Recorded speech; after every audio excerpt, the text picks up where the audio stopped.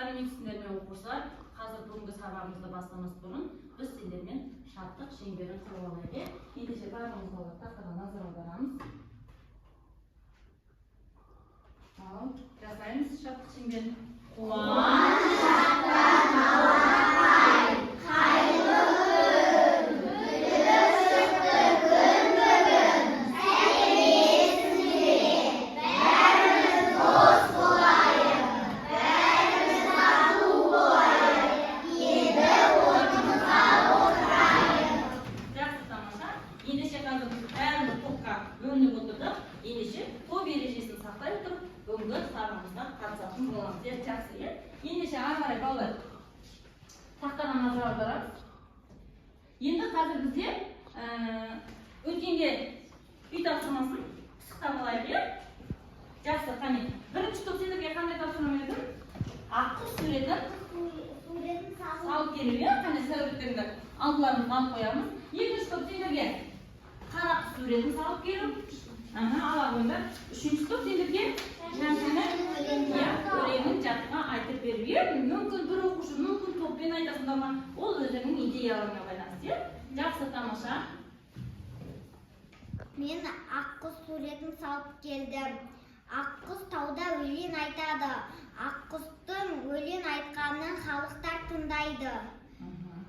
Жақсы, таудың басында? Таудың басында мекендейтін аққұс. Жақсы, тамаша. Ал қара құс туралы не айтамыз? Ал, Айша, суретіңді көрсете ғой. Жақсы. Қара құс ол ішіптар аққұсты өзіне қызғанады. Оның ішіптар ол аққұсты өзінен кем санайды. Жақсы, тамаша. Келесі, үшінші топ. Ал, Айшаның бір әнін шырқап білейік. Шырқалдайық қыздың. Көгершін, көгершін, қолғанат құс сен едің, бар кезім қайт ел үшін, кең дүниені көремін, әділеттің құсы деп, көзім астан жолынан, бақыт болып қоншы деп, ұшырамын қолымнан. Жақсы, жақсы, тамаша. Ала, қол соғып қояйық. Балалар, өткен сабақ осымен пысықтады. Үй тапсырмасына өте жоғары деңгейде дайындалып келіпсіз. Ендеше, ары қарай бүгінгі сабағымызды бастайық, иә? Сұрақ. Бұл сурет қай жыл мезгіліне сәйкес? Ал, айтақын.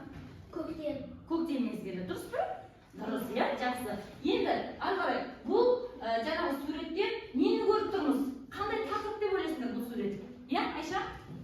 Алма ағашы немесе гүл ашқан алма. Иә, гүл ашқан алма, иә? Жақсы, балалар. Тамаша. Дұрыс па? Дұрыс, иә?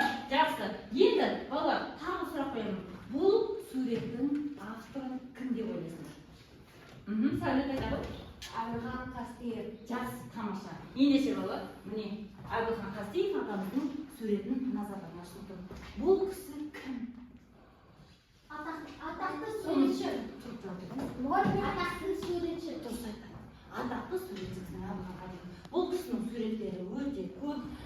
Сендер өздерің жалпы интернет желісінен қарасаңдар тауып көруге, танысуға болады екен.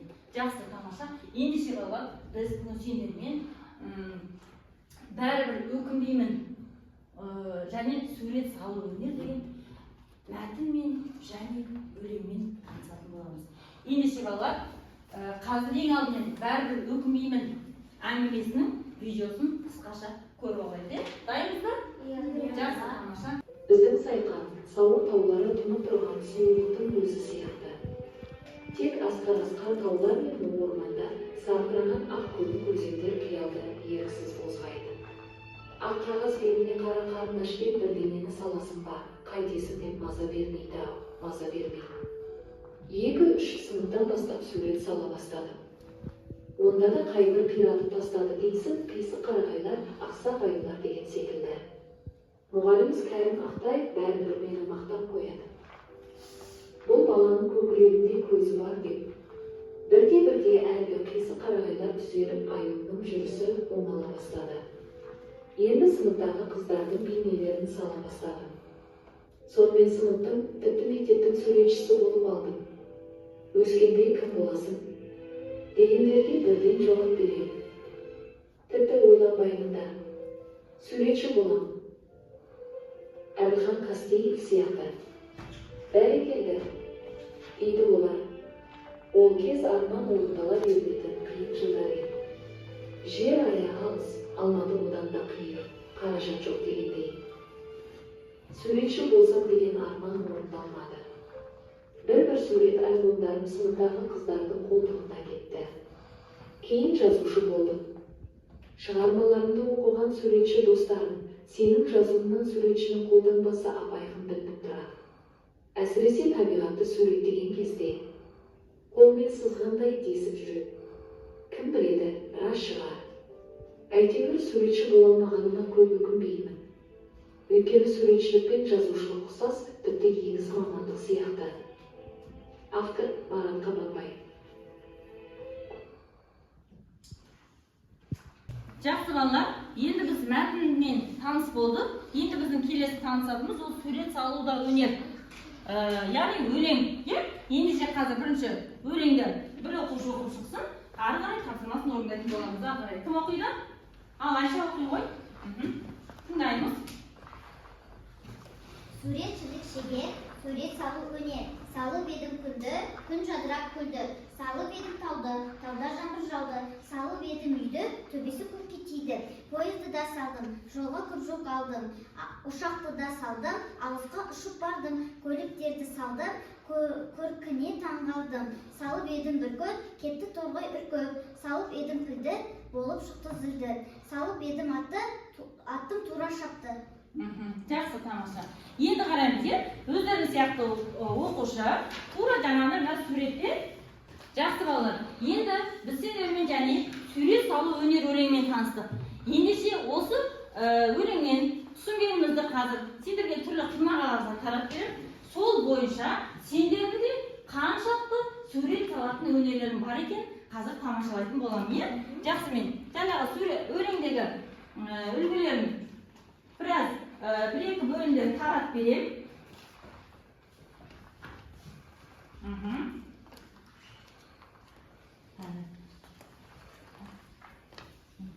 Ала қойыңдар, бекзада сейіл, жүптік жұмыс жасауға болады бұл жерде, жекелеме жұмыс жасауға болады. Айназбен жұмыс жасауға болады, ақырқамен жүптік жұмыс жасауға болады.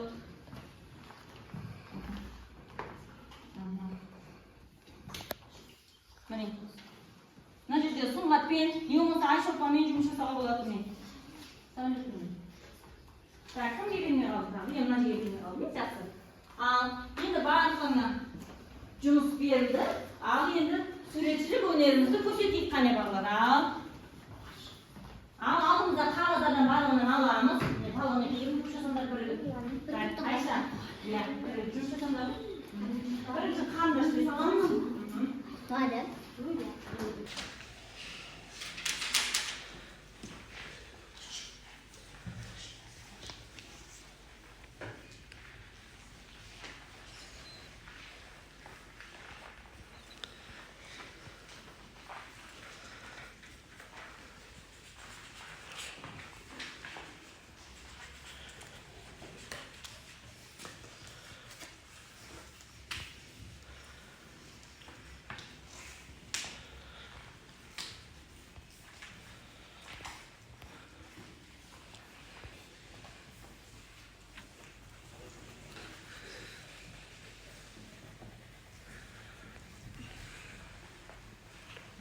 Жақсы, тамаша балалар.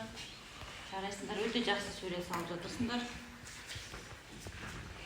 Болашақта сендердің араларынан да мықты суретші шығуы мүмкін, Балалар, барлығымыз сендердің суреттеріне қарай отырып, сендерді тура бір керемет суретші екендеріңе бүгін көріп отырмын.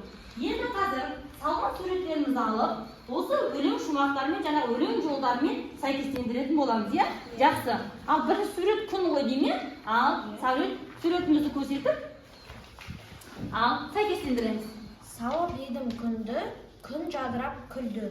Жақсы, ары қарай. Салы бедім тауды, тауда жаңбыр жауды. Жақсы, тамаша, ары қарай.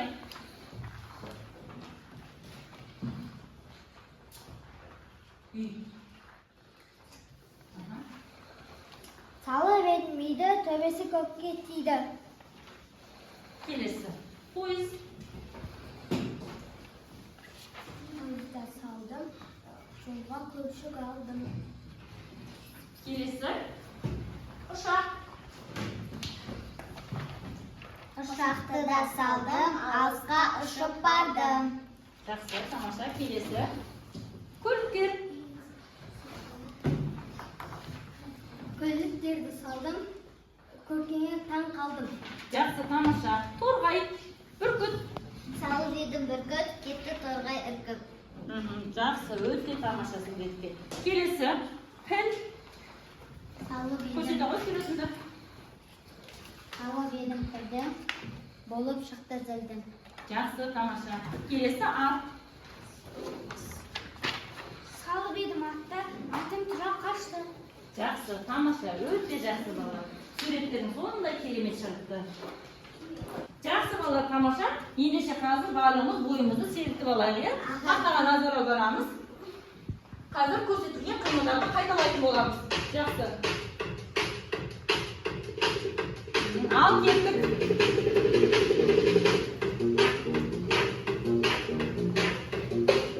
Ал, қара отырамыз. Жарайсың, ары қарай кеттік.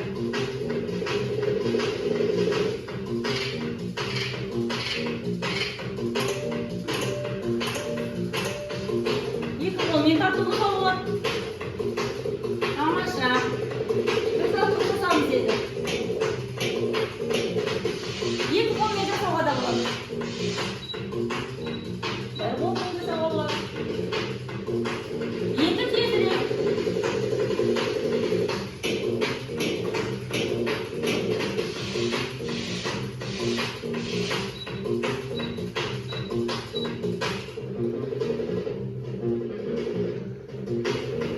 Ал қағу.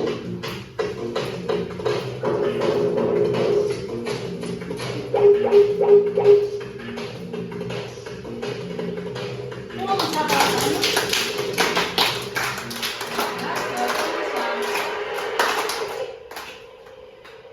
Жақсы, тамаша балалар.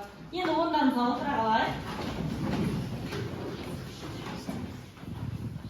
Жақсы балалар, енді қазір жаңағы бүгінгі біздің танысып отырған бәрібір өкінбеймін мәтіні бойынша сұрақтарға жауап берейік. Яғни мәтінден түсінгендерімізді пысықтайтын боламыз. Ендеше барлығымыз қазір тақтаға назар аударамыз. Жақсы. Қазір сұрақты оқимыз. Қай оқушының сұрағы дайын, сол жауабы дайын, сол оқушы қолын көтеріп жауап беретін болады, иә? Жақсы, дайынбыз ғой. Кеттік ендеше. Марат Қабанбаев қай сыныпта сурет салып бастаған? Заңғар, айта ғой. Екінші, үшінші сыныптан бастап. Сурет сала бастап. Жақсы, дұрыс, тамаша. Жақсы, ары қарай кеттік. Дұрыс жауап. Мәтінде қандай таулар бейнеленген? Балғын айта қойшы, балғын дауысын естігім келіп тұр. Сауыр, Сауыр, сайқан. сайқан таулар бейнеленген. Жақсы, тамаша. Дұрыс жауап. Ары қарай. Марат Қабанбаев кімді үлгі тұтып еріктеген? Я, Айша айта ғой. Әбілхан Тастиевтен тұтып үйренген. Үлгі тұтып үйренген, иә? Жақсы, ары қарай кеттік. Дұрыс толық жауап береміз. Сұраққа назар аударамыз. Суретшілік пен жазушылық мамандығы не себепті ұқсас деп ойлайсыңдар? Қолымызды көтереміз, кім жауап береді? Алай Шолпан жауап беремін деп отыр. Ол екеуі де ұқсас мамандық. Және екеуі де қайдан туындайды? Адамның туындайды. қиялынан, Қиялынан адамның қиялынан туындайды екен, иә? Жақсы, тамаша. Ары қарай кеттік. келесі сұраққа назар аударамыз. Мәтінде Кәрім Ақтаев деген кім? Ал, Айназ айта ғой. Мәтінде ол Кәрім Ақтаев ол ұстаз. Жақсы, тамаша. Ұстаз ол. Жақсы. Ары қарай. Мараттың арманы не себептен орындалмады? Ал, Айсана жауап берейін деп отыр. Жақсы. Ол жыл өте алыс болды. Олар қалаға жете алмады.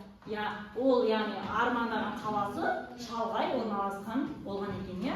Жақсы, тамаша. Балалар, мәтінді түсіндік пе? Жақсы. Тамаша. Енді біз өзімізде сурет салып көрдік, иә? Енді бізбен бірге міне тағы да бір суретшіні көріп тұрсыңдар. Бірақ бұл суретші сурет салу барысында біраз дүниелерден қателесіп тұр екен. Қазір біз сендермен қателесін тап ойынын ойнайтын боламыз.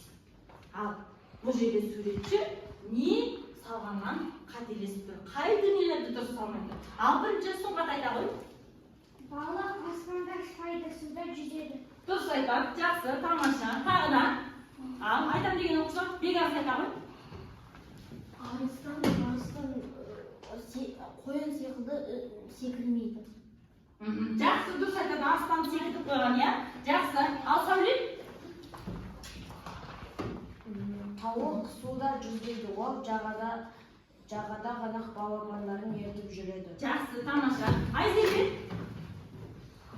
Қоян арыстан сияқты болмайды. Ашулы болып тұр, иә, бұл жерде? Тағы да Айша? Аққу шөп жемейді, аққу суда жүзеді. Үйрек, бұл үйрек суда жүзіп жүреді. Жақсы, тамаша. Ал негізінде қараңыз болар, арыстанды судың жағасына қойыпты. Бұл негізінде қайда мекендейді? Орманда. Мекендейді. Жақсы болар, тамаша. Сендер суретшінің қандай қате жібергенін өте жақсы және бірден тауып тұрсыңдар. Жақсы, тамаша. Балалар, менің мына сұрағыма жауап беріңдерші. Болашақта кім суретші болуды армандайды?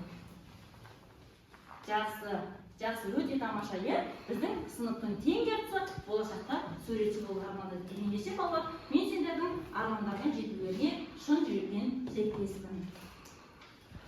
Жақсы балалар, енді біздің бүгінгі сабағымызды қорыта келе, бағана сабақтың басында мен сендердің алдыларына өзін-өзі бағалау тарап тастаған болатынмын. Сол дүниелерді пайдалана отырып, бүгін кім өзін қанша балмен бағалады? Қайна қысқаша айтып сөйлей ғой, жетер.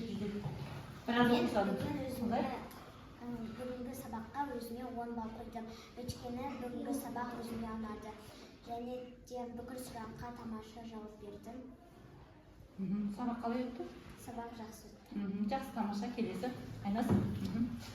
Мен өзіме 10 балл қойдым, себебі мен сабаққа тамаша қатыстым. Бәрі күшті сұрақтарға мен жақсы жауап бердім. Жақсы, Айша? Мен бүгінгі сабаққа өзіме 10 балл қойдым, себебі мен барлық тапсырмаларды жақсы және тамаша орындадым. Бүгінгі сабақ өте қызықты болды. Тамаша, жақсы. Ал Бекзада сен қанша қойдың? Мен бүгінгі сабаққа өзіме өзіме 7 балл қойдым. Бір сұраққа қатыспай қалдым. Сен бір сұраққа бағана, жауап беріп өзіңде шат асыпты. Жақсы, тамаша. Ал Айшолпан? Мен бүгінгі сабаққа өзіме 10 балл қойдым, себебі мен өзім сұрақтарға жақсы қатысып отырдым. Әр сабақ қызықты болды. Жақсы, тамаша.